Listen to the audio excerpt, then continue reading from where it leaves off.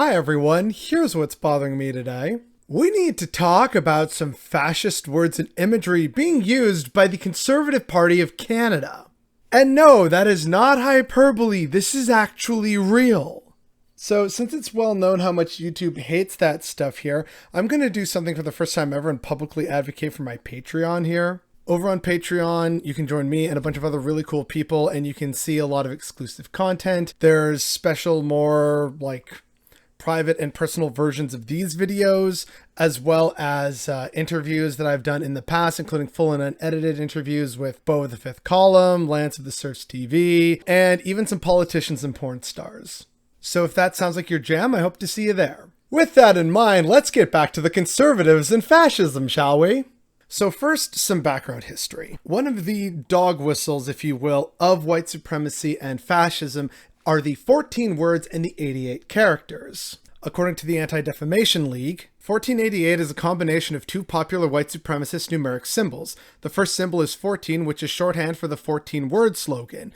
We must secure the existence of our people and a future for white children. The second is 88, which stands for I am not saying that. So that's the background that's necessary for understanding what the conservatives are currently doing. So first, a lot of us kind of raised our eyebrows when the conservatives announced, because we are in the middle of an election now, they announced their new slogan, which was secure the future. Now, on its own, right, you think, okay, that's not inherently weird or fashy, but like the choice of words is kind of weird-ish.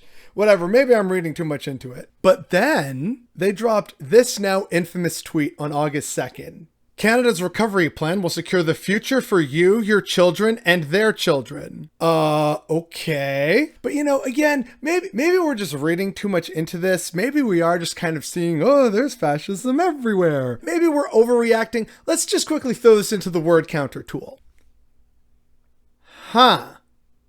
So yeah, the Conservatives, the second most major party and the only other one that's formed government in Canada's history, is using very fasci-coded language in this election.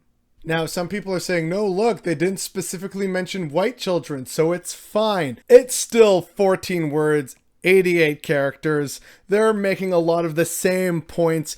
It is very clear what they are trying to do here. Which, I mean, on the one hand, the audacity of the caucasity, but at the same time, it is kind of understandable considering the Conservatives are no doubt scared of the even further right-wing People's Party of Canada. And, you know, they have to compete with the fascists in their base to try and drum up numbers for the election, right?